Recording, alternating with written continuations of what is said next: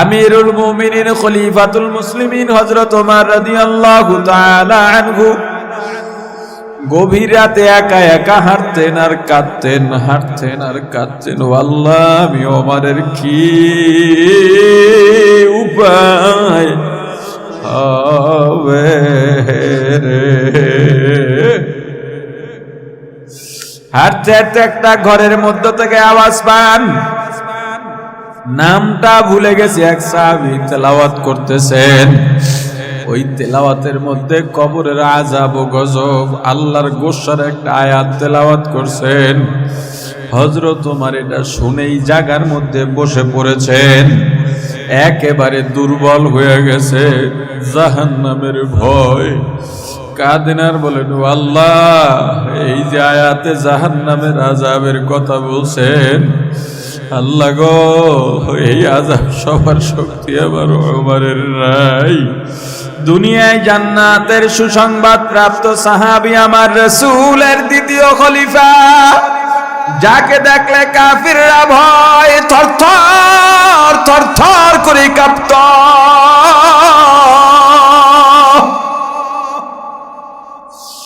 হযরত ওমর ফজরের নামাজ পড়ে অসুস্থ হয়ে পড়লেন। এই দিন দিন ক্লান্ত হয়ে যান, আবার অসুস্থ হয়ে পড়েন। মানুষজন দেখার জন্য ভিড় জমায়, কি হইল, কোন রোগ তো দেখা যায় না, কিন্তু কেউ জানে না কি রোগ, কেনই বা ক্লান্ত হয়ে গেলেন। জাহান্নামের কথা শুনে এই যে ক্লান্ত হয়ে গেলেন, আর কান্না শুরু হইল, আর থামে না। জুন্নুন মিসরি রাহমাতুল্লাহ আলাইহি ডাক দিয়া বলেন, ও যুবরাজ, তোমার কি অবস্থা? বলে, আপনি কে? বলে, দেখো না। কয় না, আমি চোখে দেখি না। বলে, আমি জুন্নুন মিসরি। বলে, হুজুর, আপনি এত বছর পর বাবা কি অবস্থা করছো? বলে, হুজুর, চাইলেও চোখের পানি থামাইতে পারি না, আমার চোখ দুইটা অন্ধ হয়ে গেছে। আমি ওই বাদশাহী ছেড়ে যা পাইলাম আল্লাহর গোলাম হওয়ার মধ্যে যে এত শান্তি আর এত মজা, যদি দুনিয়ার মানুষকে বুঝাইতে পারতাম, দুনিয়ার মানুষ দুনিয়া নিয়া বেকার আর থাকতো না। ওই বাদশাহীরা, বাদশাহী শ্রী সব আল্লাহর গোলাম হইয়া যাইত। ওই ধনাঢ্যরা ধন সম্পদের লোভ ছেড়ে আমার আল্লাহর দিকে রুজু হইয়া যাইত। ক্ষমতাওয়ালারা ক্ষমতার মতলব ছেড়ে আমি আল্লাহ আমার আল্লাহর পাগল হইয়া যাইত। আমার জন্য দোয়া করেন, আমি যেন আমার আল্লাহকে নিয়ে দুনিয়ায় থাকতে পারি, আল্লাহকে নিয়ে কবরে যাইতে পারি, আমার আল্লাহকে নিয়ে হাসরের ময়দানে উঠতে পারি। ওরে আমার ভাই, কি হবে এই জিন্দেগির জানি না, কোন সময় ডাক এসে যাবে জানি না। আজরাইল কিন্তু চারপাশে ঘোরে, সাবধান সাবধান। এটা ভিতর থেকে, কল্প থেকে একটু অনুধাবন করার চেষ্টা করো। এই যে কথা বলি, এই যে চলি, এই যে আড্ডা, এর মাঝেই হঠাৎ করে আজরাইল আসবে, আসবেই আসবে, কেউ ফিরাইতে পারবে না। আজরাইল যদি এসেই যায়, কেমন করব রে? ওরে ভোলা মন, আর কত ভুলে থাকবি বল? মনকে বুঝা ওরে মন, এই দুনিয়ায় থাকতে পারবো না। ওই কলমকে আমার শুদ্ধ বানানোই লাগবে। বলো তো, হাত দিয়েছেন কে? চোখ, মাথা, কান, পা, জবান, দেখি কি দিয়া? দেখায় কে? শুনি কি দিয়া? শোনায় কে? ধরি কি দিয়া? ধরায় কে? চলি কি দিয়া? চালায় কে? আল্লাহ চালান না, ধরান না, দেখান না, বলান না, শোনান না। এই উত্তরটা সঠিক হয়নি।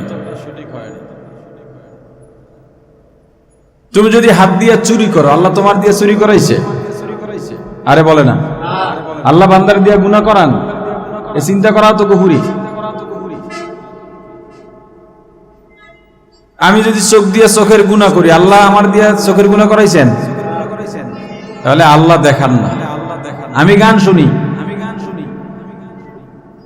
আল্লাহ শোনাবেন? কথা বলে না। সিনেমায় যাওয়ার জন্য পাওয়া দরকার, নাচ গানে যাবে, হাঁটার জন্য পাওয়া দরকার। আল্লাহ হাঁটাই নিয়ে গেছেন? কি একটু সন্দেহ আছে নাকি? তা বলো না কেন? আল্লাহ করান এগুলো? চোখ দিয়েছেন আল্লাহ, কিন্তু আল্লাহ দেখান না। হাত দিয়েছেন আল্লাহ, কিন্তু আল্লাহ হাত দিয়ে ধরান না। পা দিয়েছেন আল্লাহ, কিন্তু পা দিয়া আল্লাহ চালান না। কান দিয়েছেন আল্লাহ, কিন্তু কান দিয়া আল্লাহ শোনান না। তাহলে শোনায় কে? ধরায় কে? বলায় কে? চালায় কে? আল্লাহ হাত দিয়েছেন, হাত দিয়ে ধরার শক্তি দিয়েছেন। আল্লাহ চোখ দিয়েছেন, চোখে দৃষ্টি শক্তি দিয়েছেন। কান দিয়েছেন, কানে শ্রবণ শক্তি দিয়েছেন। পা দিয়েছেন, পা দিয়া চলার শক্তি দিয়েছেন, কিন্তু চালান না, শোনান না, দেখান না, বলান না। তাহলে বলায় কে? ধরায় কে? চালায় কে? শোনায় কে? দেখায় কে? এই প্রশ্নের উত্তর পাওয়া গেলে মোটামুটি বোঝা যাবে আমি কে। আচ্ছা দেখো, তোমাকে একজনে বলল চল মার্কাজুত তাকওয়া ইসলাহি মাহফিল হয়, বয়ান শুনে আসি। তুমি বললা মন চায় না। কি বলছো? আচ্ছা চল চা খেয়ে আসি, বলে খাইতে মন চায় না। এ শুনছি কুতুবখালী বড় একটা হাতি আসছে, চল দেখে আসি, বলে দেখতে। আরে কথা বলে না, দেখতে। চল দোলাইবার ঘুরে আসি, বলে যাইতে মন চায় না। কি আজব ব্যাপার! তোমাকে যখন বলা হলো যে একটা হাতি আসছে দেখে আসি, তোমার বলা দরকার ছিল চোখ চায় না। কি তোমাকে যখন বলা হয়েছে চলো ইসলাহি মাহফিলে যাই, তখন তোমার বলা দরকার ছিল যাইতে মন, যাইতে পা চায় না, শুনতে কান চায় না, বলতে মুখ চায় না। তুমি সর্বক্ষেত্রে কি বললা? কথা বলে না, কি বললা? মন কি? মনটা কি? কলব, রূহ। তাহলে বোঝা গেল শরীর দিয়া আমার পরিচয় মিললেও শরীরটা স্রেফ অনুগত, স্রেফ অনুগত, কারো না কারো অনুগত। কার অনুগত? রূহের অনুগত। এজন্য বলি খাইতে মন চায় না। মন চাইলে খাই, মন চাইলে ধরি, মন চাইলে দেখি, মন চাইলে বলি, মন চাইলে চলি। তার মানে আমার হাত চালায় আমার কলব, আমার চোখ পরিচালনা করে আমার কলব, আমি পরিচালনা করি। এই যে আমি কথা বলি, এইটাই আমি, এইটা আমার রূহ, এইটা এই আমি না। এই যে আমি বলি, এটা এই আমি না। কোন আমি? এখানের আমি। এই রূহ যদি ভালো হয়, তোমার হাত ভালো কাজে ব্যবহার হয়। এই রূহ যদি ভালো হয়, তোমার চোখ ভালো কাজে ব্যবহার হয়। এই রূহ যদি শুদ্ধ থাকে, তোমার পা, তোমার কান সঠিক কাজে ব্যবহার হয়। রূহ যখন অপবিত্র থাকে, তখন মানুষ শরীরের পূজা করে, যত্ন করে না। শরীরের যত্ন আসলে কি দিয়া হয়? শরীরের যত্ন হয় আল্লাহর ইবাদত দিয়া। বলে না কি দিয়া? শরীরের যত্ন ততটুকু তোমার শরীর ধোয়া দরকার, পাক থাকা দরকার, তোমার শরীরের ক্ষুধার চাহিদা আছে, পানির প্রয়োজন আছে, যতটুকু দরকার অতটুকু ব্যবহার করা। তোমার শরীরের শ্রম হালাল কাজে ব্যয় করার নাম শরীরের যত্ন। আর শরীরের পূজা কাকে বলে? আল্লাহ আমাকে কালো বানিয়েছেন পরিষ্কার হওয়ার জন্য, দুনিয়ার সব ক্রিম কেনা শেষ, কোথাও বের হলে সেলেনু গিয়ে একটু ফেসিয়াল করে বের হয়। কথা বলে না, নাজায়েজ বলি নেই, জায়েজও বলি নেই, অপতুয়া তোমরা বের করবা, আমি পূজার কথা বলতেছি। অসুস্থ হয় না, যেই কাজ করলে মানুষ অসুস্থ হবে না, এতটুকু স্বাস্থ্য সচেতন থাকাও শরীরের যত্ন। কিন্তু এসি ছাড়া কি থাকা যায়? পূজা কি এসি ছাড়া থাকলে যদি অসুস্থ হয় তার জন্য এসি যত্ন, এসি ছাড়া থাকলে যদি অসুস্থ না হয়, এসি আছে আলহামদুলিল্লাহ, কিন্তু এক জায়গায় গেছি এসি নাই, ধমকাইয়া টমকাইয়া বেটা আমার এখানে আনছো, আমি কি এই পরিবেশের লোক নাকি? এটা হলো পূজা। কথা বলে না, এটা কি পূজা? চশমা চোখে দিয়ে আমরা অনেকে আছে না, ওই ছাত্র আমি সর্বেকার থেকে দিই 150 পাওয়ার, এখন আরো বাড়ান লাগে, আর বাড়াই না, মাঝে মাঝে টেস্ট করি, দেখি না আসলে একটা সময় কইছি চশমা লাগে না, দেখতে তো পাই, আসলে না, একটু সমস্যা শুরু হয়েছে, বয়স হয়েছে না। আর একজনে চশমা চোখে দেয়, চোখে সমস্যা নেই, পোস পোস কিস পোস, এটা হলো শরীরের পূজা। কি পূজা? এরকম অনেক বিষয় আছে।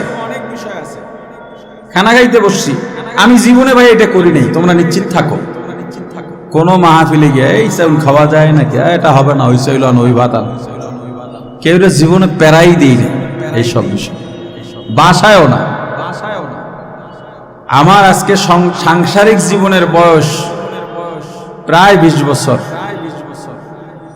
এই 20 বছরের জীবনে একদিনও ঘরের রান্নায় নুন কেন কম হলো, ঝাল কেন বেশি হলো, ভাত কেন বেশি নরম কিংবা শক্ত রইল, এইটা আজ পর্যন্ত ঘরে ডাক দিই নাই, চিল্লা চিল্লিও করি নাই, রাগারাগিও করি নাই, আমার জীবনে না।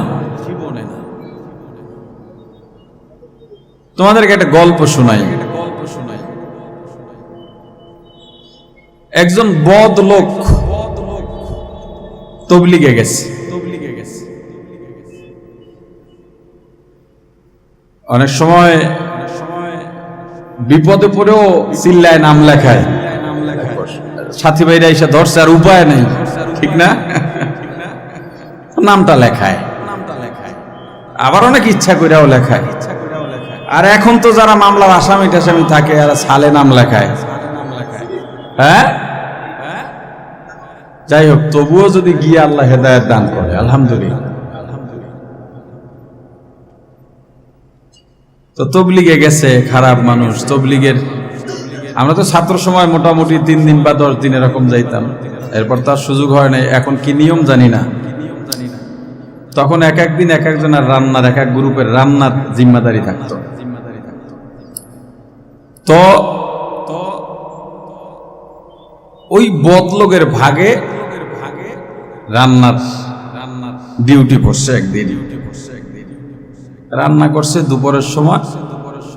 নিয়ম হলো যে রান্না করবে সবাইকে খাওয়াইয়া সবার শেষে সে খাইয়া সবকিছু গুছায় রাখবে।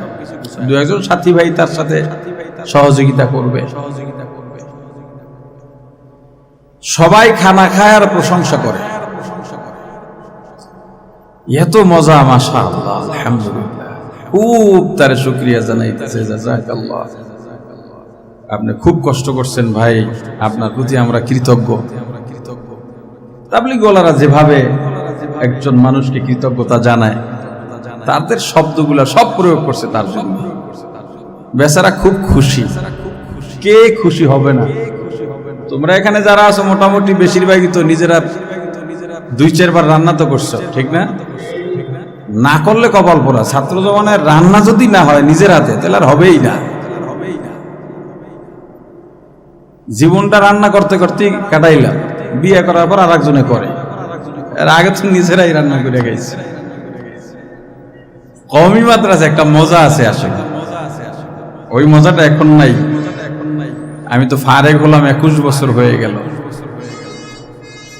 এবার যখন হিসাব করো মিজান নাহাবেমির এদাদুন্নাহ কাফিয়ার ওই সময়টায় রান্না করে খাইতে হইতো, 2 বেলা খাবার দিত, বাটি মাপা। আসরের পরে দিত, মাশাআল্লাহ, পাকঘরে বইয়েই খাড়ার উপরে শেষ একটানে, কারণ তরকারি আছিল পানি ডাউল, ওই ডাইল দিয়ে আবার হাত ধুইতাম, এত ঘন ডাউল ছিল। মাঝে মাঝে আলু দিত, কেমনে জানো? আলু আর খুঁজে পাওয়া লাগতো না, আলুর ছোলা পাইতাম খালি, বাকিটা ডাইলের মতো পানি। রাত্রে পানি খেয়ে শুয়ে থাকতাম, আবার সকাল 8টায় খাবার দিত ওই মাপা, এতে কারোই পেট ভরতো না। ভাত আর রান্তাম না, তরকারি রান্না হইতো, আলু ভর্তা, কুকার ছিল, প্রত্যেকের একটা একটা কুকার কিনে নিত। মাঝে মাঝে শুক্রবার একটু ওই রাস্তার পাশ থেকে শাক টাক টোকাইয়া, হ্যাঁ, চিংড়ি মাছ অল্প কিনা 4-5 জনে মিললে রান্না খাইতাম। ওইটা একটা মজার জিন্দেগি ছিল, তখন বুঝি নাই। তখন ওস্তাদরা বলছেন ছাত্র জীবন খুব মধুর জীবন, বুঝি নাই। খালি কইছি শেষ হইলেই হয়, ক্লাস একটা গেলেই হয়, পরীক্ষাটা শেষ হইলেই হয়। কিন্তু আসলেই এখন তোমরাই যত বলি এটি বুঝো না, এটা জানি। ছাত্র জীবন কত মধুর এটা বুঝো না, এটা বুঝবা কিন্তু লাভ নাই। যখন বুঝবা তখন আর ছাত্র জীবনে ফিরে যেতে পারবা না কেউ। তো যাই হোক, রান্না করার পরে যারা খায় তারা যদি প্রশংসা করে, কিরে রাধুনীরা, কতটা শান্তি লাগে। নিজের আর খাওয়ার দরকার পড়ে না, সবার প্রশংসায় বেচারা খুবই আনন্দিত। সবার শেষে খাইতে বইয়া লোকমা মুখে দিয়ে যে আ করছে, আর বন্ধ করতে পারতেছে না, যেমন জাল এমন নুন। আড়ালে গিয়া কান্না শুরু করলো যে এত খারাপ রান্না আমি রান্নাম, তারা কি মনে করছে, অথচ সবাই প্রশংসা করলো।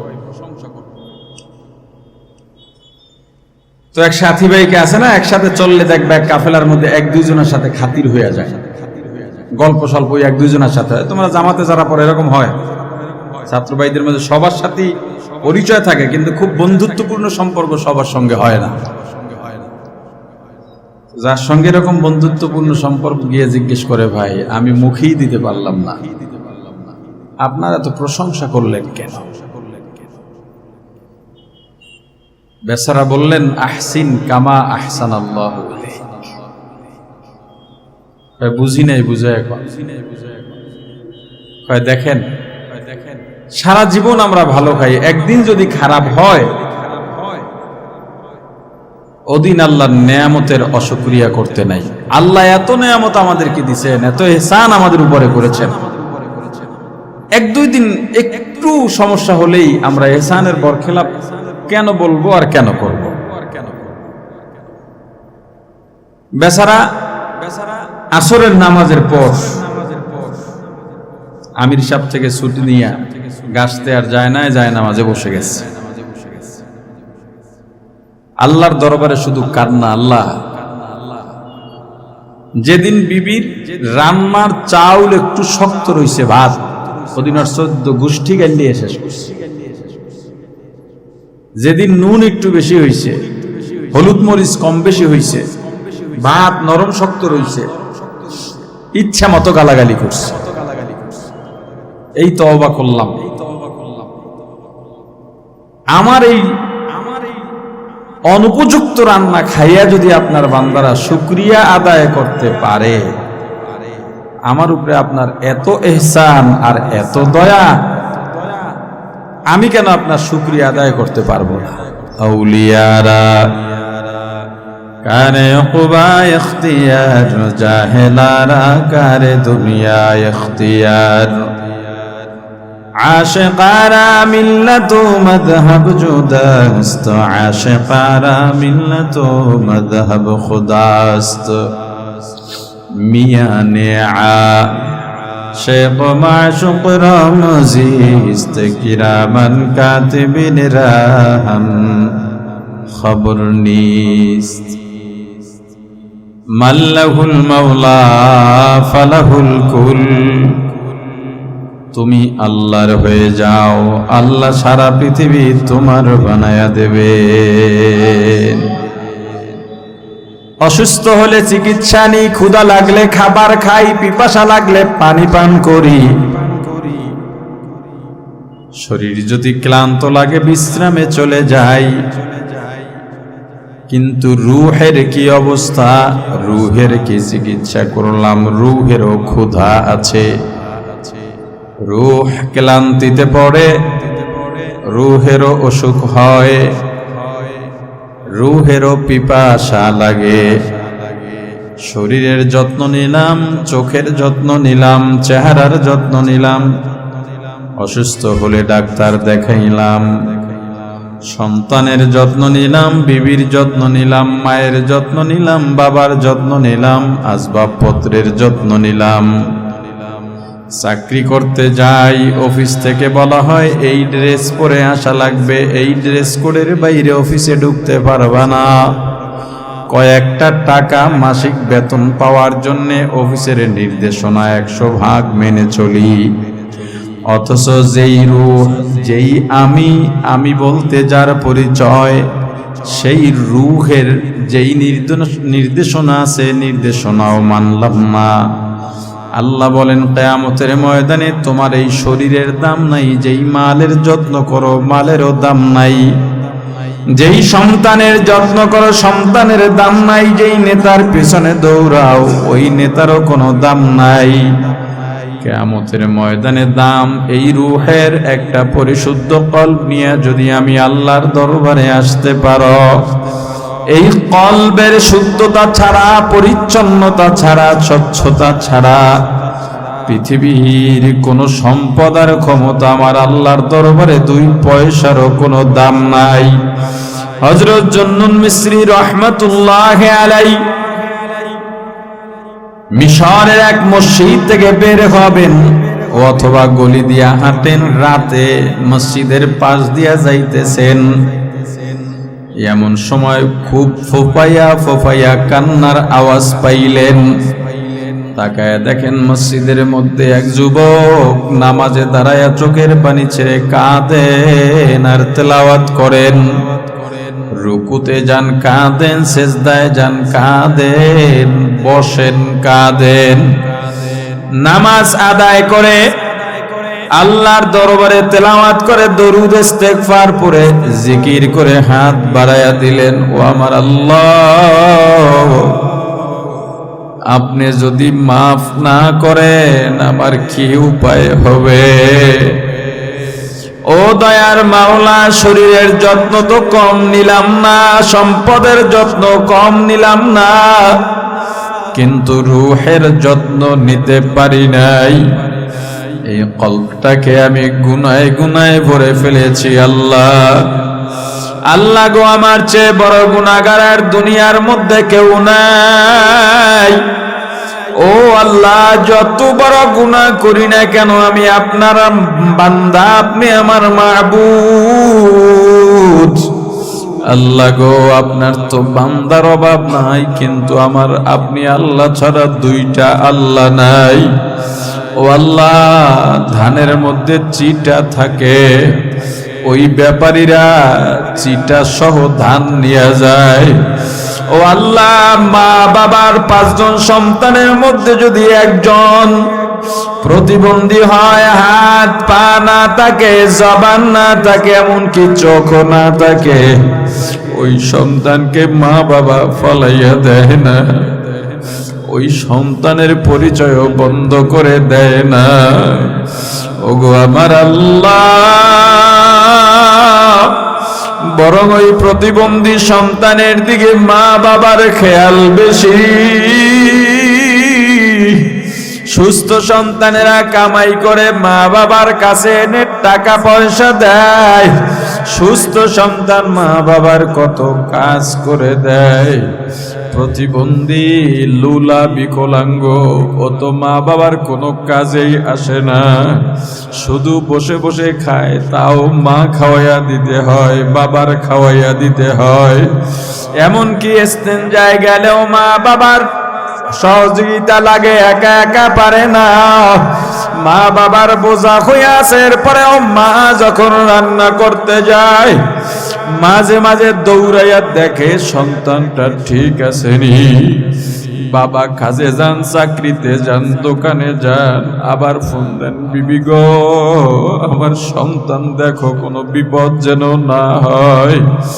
ওগো আল্লাহ, আমি নেকের ক্ষেত্রে বিকলাঙ্গ, আমি একজন প্রতিবন্ধী, আমি কোনো কাজেই তো আপনার আসলাম না, আমি আপনার দ্বীনের কোনো কাজে আসতে পারলাম না। আমার জিকিরি নাই, নামাজ নাই, তেলাওয়াত নাই, আমার ভেতরে কোনো আমল নাই, আমি একজন প্রতিবন্ধী। ও আল্লাহ, মা বাবা যদি সুস্থ সন্তানের সাথে প্রতিবন্ধী সন্তানকেও টেনে নিতে পারে, আপনাকে ডাকার মতো এত বান্দা দুনিয়ায়, এই সময় তো আপনার কত বান্দা আপনার দরবারে কাঁদেন, আপনার ভালো লাগে, কত বান্দা আপনাকে ডাকে, ডাকতে ডাকতে আপনার কাছে চলে গেছে। আল্লাহ গো, আপনার ওই বান্দাদের সঙ্গে আমিও বান্দাকে আপনি কবুল করে নেন। মসজিদ থেকে বের হবেন এমন সময় জুন্নুন মিস্রি গিয়া সামনে দাঁড়াইলেন, চেহারার দিকে তাকাইয়া অবাক হয়ে গেলেন। বলেন, বাবা তুমি এখানে এত রাতে কান্নাকাটি কেন করো? তুমি তো রাজপুত্র, তোমার তো কোনো কিছুর অভাব নাই, বাদশার ছেলে, তোমার বাবা মারা যাওয়ার পর তুমি বাদশা হইবা, তোমার ক্ষমতা হাত ছানি দিয়া ডাকে। বাবারে, কি বিপদে পড়ে তুমি এই রাতে আবার আল্লাহর দরবারে কান্দো? যুবরাজ ডাক দিয়া বলে, হুজুর কিসের বাদশাহী, কিসের ক্ষমতা, কিসের অর্থ আর কিসের সম্মান?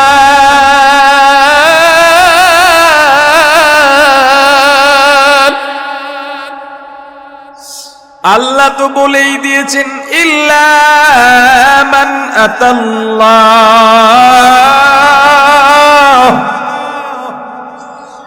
ইল্লা মান আতাল্লাহ বিকলবিন সালিম। ভালো লাগে না, রাতে শুই, ঘুমাইতে পারি না, কে যেন ডেকে ডেকে বলে, হে বাদশার ছেলে যুবরাজ, এই যে আরামে ঘুমাও, কবরের কি করছো, কবরে কেমনে থাকবি, কলবের কি অবস্থা? হুজুর ঘুমাইতে পারি না, হাঁটি চলি, আল্লাহর সৃষ্টির দিকে তাকাই আর দেখি ওরা তো আমার আল্লাহকে মানে, আমি কেন মানতে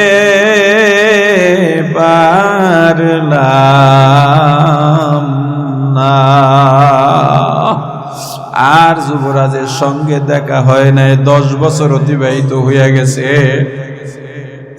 হযরত জুন্নুন মিসরি রাহমাতুল্লাহি আলাইহি মিশর থেকে গেলেন আল্লাহর ঘর তাওয়াফ করার জন্য, বাইতুল্লাহ তাওয়াফ করতেছেন। লাব্বাইক আল্লাহুম্মা লাব্বাইক, লাব্বাইক লা শারীকা লাক লাব্বাইক, ইন্নাল হামদা ওয়ান নি'মাতা লাকা ওয়াল মুলক লা শারীকা লাক। আল্লাহর দরবারে উপস্থিত হয়ে গেছে, হাজিরা দিতেছে। হঠাৎ তাকায় দেখে কাবার গিলাফ ধরে জীর্ণ শীর্ণ একটা মানুষ খামসায়া কাবার গিলাফ ধরে কান্দে আর কান্দে। কাছাকাছি গিয়া দেখে সেই যুবরাজ, শরীরের ভিতরে কিচ্ছু নাই, আল্লাহর দরবারে কাঁদতে কাঁদতে দুইটা চোখ অন্ধ হয়ে গেছে।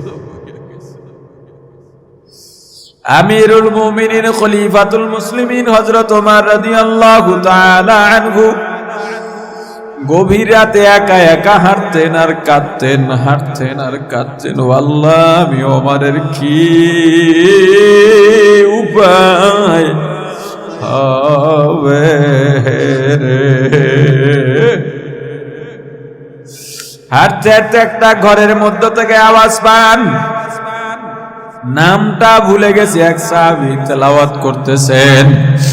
ওই তেলাওয়াতের মধ্যে কবরের আযাব ও গজব, আল্লাহর গোসার একটা আয়াত তেলাওয়াত করছেন। হযরত ওমর এটা শুনেই জায়গার মধ্যে বসে পড়েছেন, একেবারে দুর্বল হয়ে গেছে, জাহান্নামের ভয়। কাঁদেন আর বলেন, ও আল্লাহ, এই যে আয়াতে জাহান্নামের আযাবের কথা বলছেন, আল্লাহ গো, এই আযাব সবার শক্তি আমার ওমরের নাই। দুনিয়ায় জান্নাতের সুসংবাদ প্রাপ্ত সাহাবী আমার রাসূলের দ্বিতীয় খলিফা, যাকে দেখলে কাফিররা ভয় থরথর থরথর করে কাঁপত।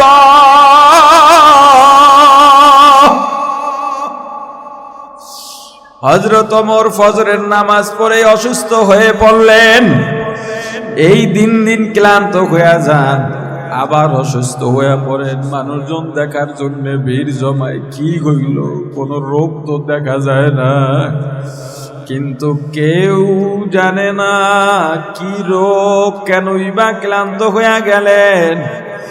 জাহান্নামের কথা শুনে এই যে ক্লান্ত হয়ে গেলেন, আর কান্না শুরু হইল, আর থামে না। জুন্নুন মিসরি রাহমাতুল্লাহ আলাইহি ডাক দিয়া বলেন, ও যুবরাজ, তোমার কি অবস্থা? বলে, আপনি কে? বলে, দেখো না, কয় না, আমি চোখে দেখি না। বলে, আমি জুন্নুন মিসরি।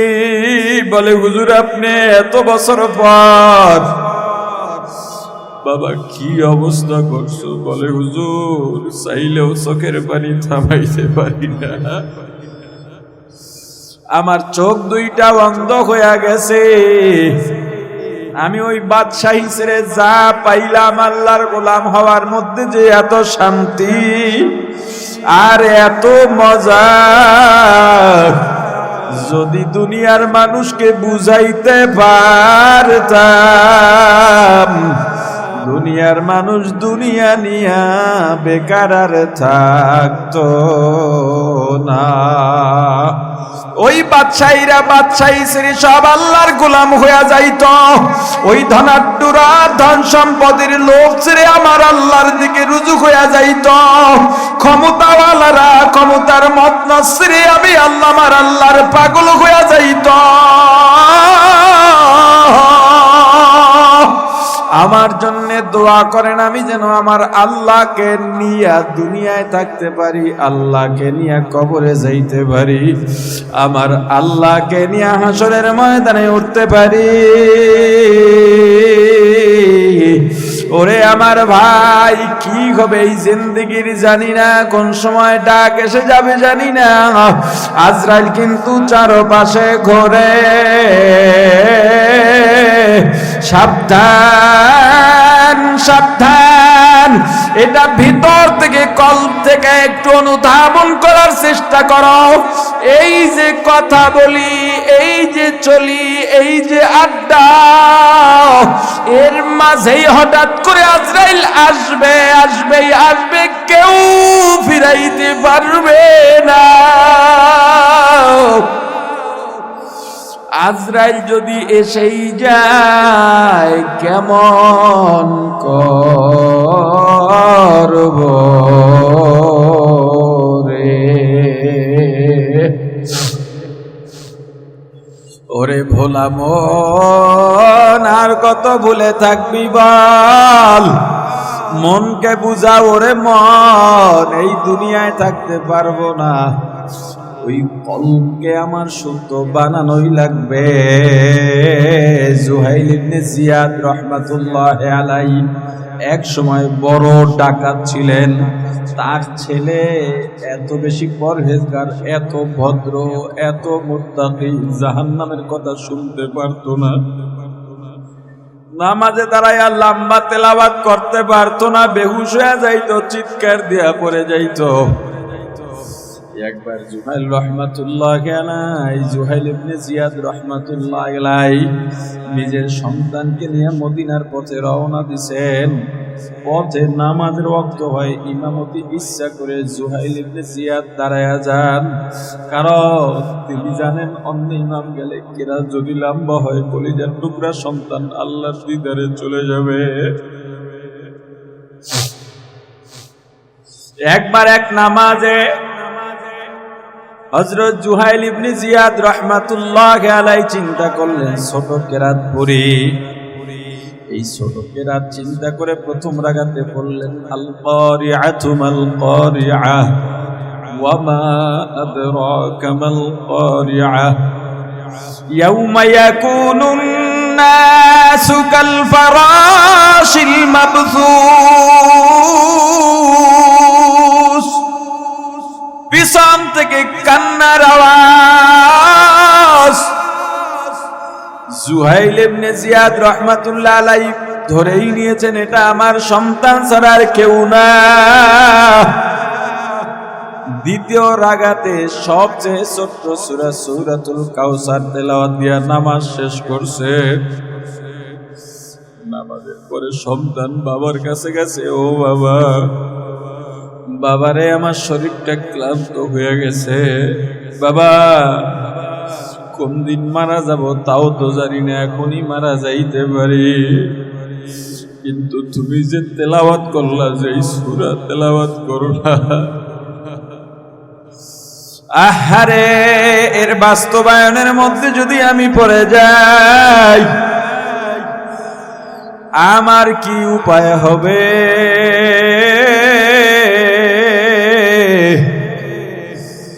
বাবা ডেকে বলে, সন্তান চিন্তা করো না, আমি দোয়া করি তোমার জন্য, তোমাকে আল্লাহ কবুল করবেন, তোমার কলবটা শুধু শুদ্ধ থাকলেই হবে।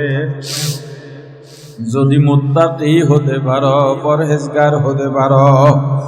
আল্লাহর কোরআনের আয়াত শুনায়া দিলেন, আম্মা মান খাফা মাকামা রাব্বি ওয়া নাহান নাফসা আনিল হাওয়া ফা ইন্নাল জান্নাতা হিয়াল মাওয়া। বাবারে তোর কলবে যদি আল্লাহর ভয় থাকে, ওই ভয় ওই তাকওয়া যদি থাকে, আর যদি পরহেজগার হতে পারো, আল্লাহ ঘোষণা করেছেন তোর জন্য ঠিকানা হবে জান্নাত।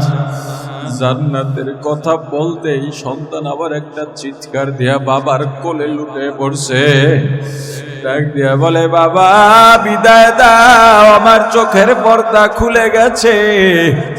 ওই যে দেখা যায় কারা যেন সবুজ রঙের পোশাক পরে উপটৌকনের কাপড় নিয়ে আমার সামনে হাজির হয়ে গেছে, আমাকে ডাকতেছে, হে শান্ত হৃদয়, শান্তভাবে আস্তে আস্তে বের হও, চলো আল্লাহর দিদারের যেই অপেক্ষায় ছিলা আল্লাহর দিদারে যাইবা।